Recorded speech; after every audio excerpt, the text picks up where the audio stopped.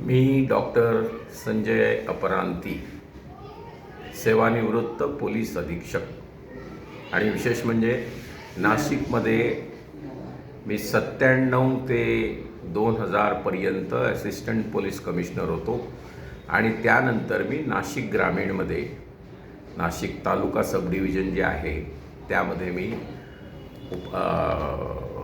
SDPO ज्याला आपण म्हणतो सब डिव्हिजनल पोलीस ऑफिसर या नात्याने काम केलेलं आहे. मुंबईमध्ये सर्व्हिस झाली आहे, राज्यपालांसोबत सर्व्हिस झालेली आहे. आज खरंच मला सांगायला अतिशय आनंद होतो की आज मी एका आदर्श शाळेला भेट दिलेली आहे आणि ती शाळा आहे देवळाली कॅम्पमधली डॉक्टर गुजर सुभाष हायस्कूल. आणि शाळेचा चप्पा जसं म्हटलं जातं तशा प्रकारे सगळे विभाग आम्हाला प्रत्यक्ष सेक्रेटरी साहेब जे आहेत चावला साहेब त्यांनी आम्हाला दाखवलं. मी आमचे सहकारी हे सगळं बघून अतिशय आनंदित झालो आणि खऱ्या अर्थाने मी मेडिकल कॉलेजमध्ये शिकवत होतो. मी विद्यार्थ्यांना काही प्रश्न पण विचारले आणि विशेष हे आहे की चांगल्या प्रकारचा माणूस घडवण्यासाठी जितक्या गोष्टींची गरज असते त्यातली एकही गोष्ट चावला सरांनी या शाळेच्या बाबत सोडलेली नाही.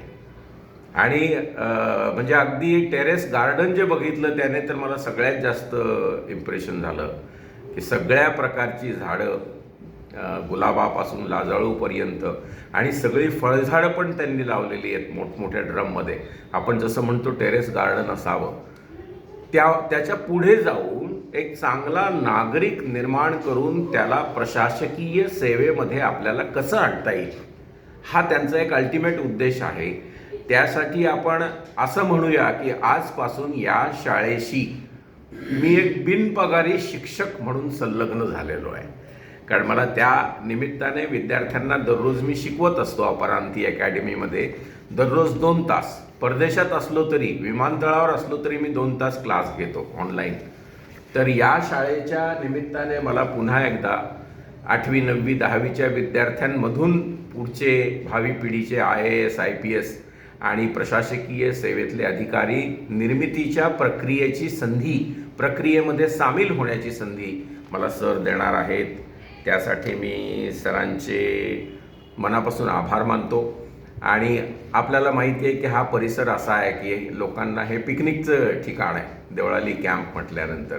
मी जेव्हा इकडे नोकरी करायचो नाशिकमध्ये तेव्हा आलेल्या मुंबईच्या मित्रांना देवळाली कॅम्प, मार्केट आणि कॅन्टोन्मेंट एरिया फिरायला आणायचो आणि त्यातही इतक्या सुंदर प्रकारे फक्त शोभेची वस्तू देवळाली कॅम्प नसून नव्याने समाज आणि देश घडवण्यासाठीचं देवळाली कॅम्पचं योगदान असू शकतं त्यासाठीची शाळा आज मला बघायला मिळाली.